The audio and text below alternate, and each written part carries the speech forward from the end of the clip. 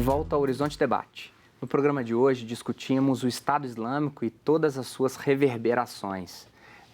Alexandre, eu me lembro que antes da viagem do Obama à África, ele colocou o empreendedorismo e a educação como uma das formas de se combater, principalmente o engrossar das fileiras do Estado Islâmico, né? Assim, de que se você leva educação e promoção de qualidade de vida, promoção social, é por aí. Ou é jogar a tropa lá e vamos deixar o pau quebrar? Com toda a complexidade, ficou muito claro, por exemplo, para uma escola de estudos militares lá nos Estados Unidos, principalmente chefiada por um acadêmico australiano, na verdade, que chama David Kilcullen. Ele ajudou na estratégia do The Surge no Iraque. E foi o seguinte, os estudos dele são muito focados em contra-insurgência. Sim.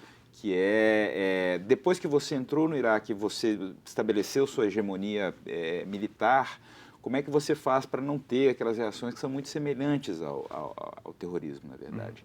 E uma tarefa de você criar comunidades, de você voltar a criar, por exemplo, os bombeiros. Sim. De você criar uma delegacia de polícia. O judiciário. Exatamente. É essa criação de coisas. Então, e o que se percebeu foi que você tem um orçamento muito menor para isso, você não precisa de tanto dinheiro. O que faltou foi a formação de um grupo de pessoas que tivesse a capacidade linguística, cultural, de entrar nessas comunidades e de mostrar para eles como é que se cria. Agora, é interessante essa frase que havia colocado sobre o professor Pondé, né? É complicado você ir lá no Oriente e ensinar os caras a serem gente, né? Assim, afinal de contas, o que é ser gente? Será que ter um judiciário como o que nós temos num ambiente desse daria certo? Agora, professor Jorge, até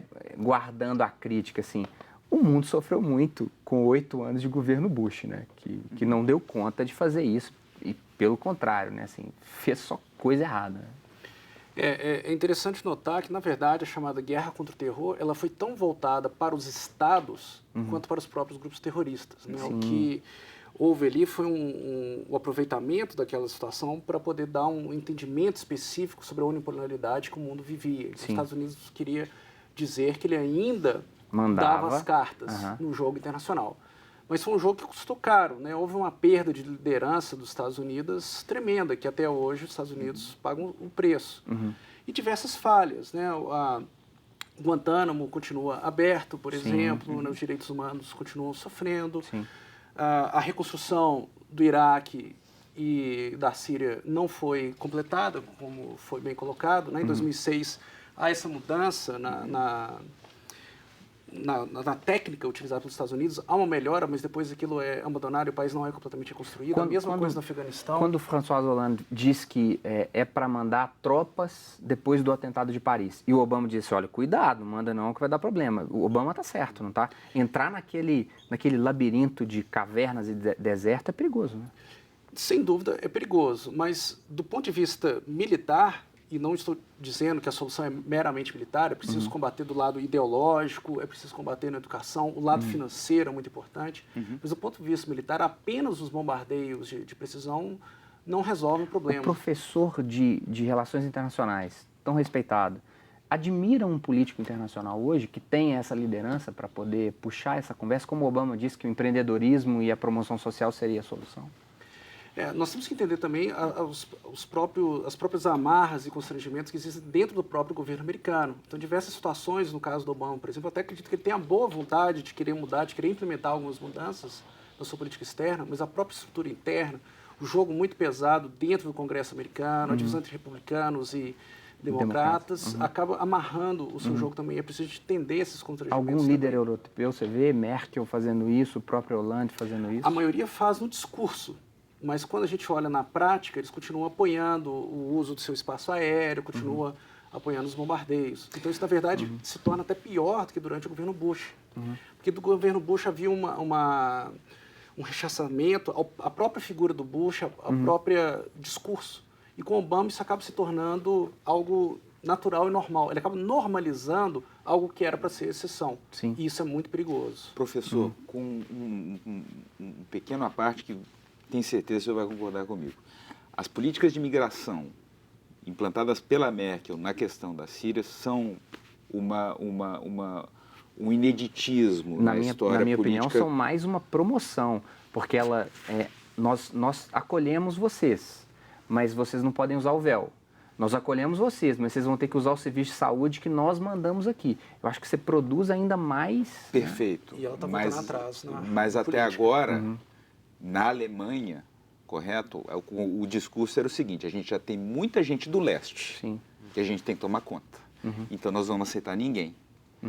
E foi uma resposta, eu não digo ela ser uma grande líder, mas foi uma resposta do povo alemão. Não, a gente tem que receber essas pessoas. É um problema mundial. Senhor Edmar, o senhor vê dentro da própria religião, moderados, por exemplo, líderes religiosos moderados, sendo capazes de sentar com esses indivíduos e falar assim: olha, gente, calma, o Corão não diz isso. Você vê capacidade de solução a partir disso? Tem experiências, né, Jário? Mas acontece que o fundamentalista ele não dialoga, né? Então, isso não chega ao fundamentalista. A nossa esperança, né, é a gente também olhar um pouquinho para a nossa sociedade, ver como é que ela está estruturada, porque nós temos fundamentalismos aqui também. Ah, legal. Nós temos fundamentalismos aqui. Eu queria lembrar até que na história já houve momentos, né, professor, que Oriente e Ocidente, mundo muçulmano e cristão conviveram pacificamente, e judeus e não tão longe muito bem. História, em 1930, no próprio Iraque. A convivência é possível. E na Península Ibérica. Na que Península Ibérica, não é? exato. Então, a convivência é possível. Nós precisamos resgatar isso na formação das pessoas, no caráter das pessoas, na educação que a gente dá para as pessoas. Tudo isso que o mundo moderno ocidental produziu, que nós usufruímos disso como... Que é a liberdade, que é a direito liberdade, civil. que é a democracia, que são fundamentos importantes da nossa sociedade, e o próprio desenvolvimento tecnológico, tudo isso. Mas nós precisamos também resgatar aquilo que é mais humano no humano, que ficou perdido. Porque senão nós vamos ter, daqui a pouco, grupos como o Estado Islâmico aqui, combatendo o quê contra quem? Pois é, Contra o outro, aí você contra puxa aquele um que é negócio diferente. interessante. Levantamentos dizem que no Brasil, Foz do Iguaçu é um... Não, professor Não em Jorge? Foz do Iguaçu, Não? estão em outras regiões. Né? O terrorismo hoje ele é praticamente global e tem uma presença muito forte, inclusive, no Brasil. O que é preciso entender é que... Pois é, mas no Brasil, em Foz do Iguaçu... Não, Foz do Iguaçu é um mito. Eles estão principalmente na região de São Paulo, Curitiba, regiões onde que tem dinheiro, então o financeiro. Estamos prontos para as Olimpíadas? Não estamos prontos para as Olimpíadas e eu queria levantar um outro ponto importante do momento político que nós estamos vivendo, que é essa tradição que a gente teve de não dar poderes apropriados às agências reguladoras para observar movimentações de dinheiro, movimentações de pessoas. No caso da lavagem de dinheiro, inclusive foi descriminalizado em 2012. Correto?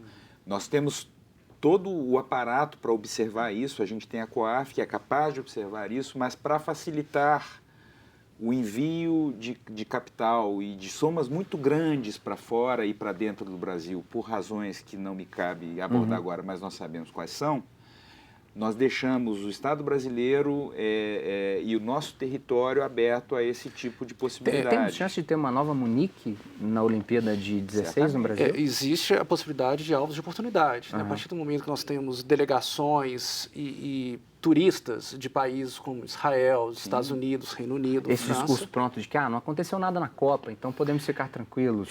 Na verdade, a história não foi bem assim também durante a Copa. É verdade. Né? Os contextos são... Né? O que eu acho importante entendermos é que o que a gente chama atenção no terrorismo, só o ataque terrorista, é só uma ponta do iceberg.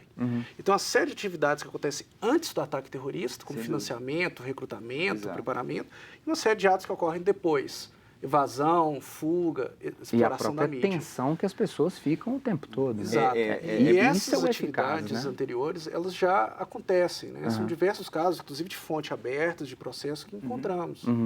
Isso não é uma novidade. É mais importante para um grupo como o Estado Islâmico, por exemplo, detonar a imagem do Cristo Redentor, para a estratégia deles, que é de chamar pessoas que estão de acordo com eles, que são contra um cristianismo que só existe na cabeça deles, na verdade. Sim. E isso para eles é uma ótima propaganda. Professor Dimar, temos bons exemplos de muçulmanos de Islã em Belo Horizonte, não temos? Temos. Belo Horizonte tem uma comunidade muçulmana, uma mesquita muçulmana, né? E é um exemplo que essa convivência é possível. São pessoas, tanto de ascendência árabe como outros que foram para a comunidade, brasileiros, mineiros que foram para a comunidade e que convivem muito bem. Inclusive, há experiências de trocas mútuas, de ajuda mútua, né? Comunidades como no Rio de Janeiro, São Paulo. Por isso que eu acho que esse... papel fundamental na questão dos refugiados. Sem dúvida. Está sendo um papel extraordinário. Doutor Alexandre, professor Dimar, professor Jorge, obrigado demais por atenderem ao convite, a sabedoria de vocês. Acho que fizemos um bom debate esclarecedor para as pessoas em casa. Se você ainda não é um colaborador da campanha Faço Parte, contribua para o trabalho de evangelização da Arquidiocese de Belo Horizonte. Diga sim à campanha dos devotos de Nossa Senhora da Piedade. O Horizonte Debate termina por aqui. Traga o adolescente aí de perto da sua casa, esse cidadão que vai fazer o Enem no ano que vem. Converse com ele sobre esses fenômenos recentes internacionais. O Horizonte Debate fica por aqui. Envie para a gente, no site da TV Horizonte, temas para debatermos em uma outra oportunidade. Obrigado pela sua companhia e até o próximo programa. Tchau!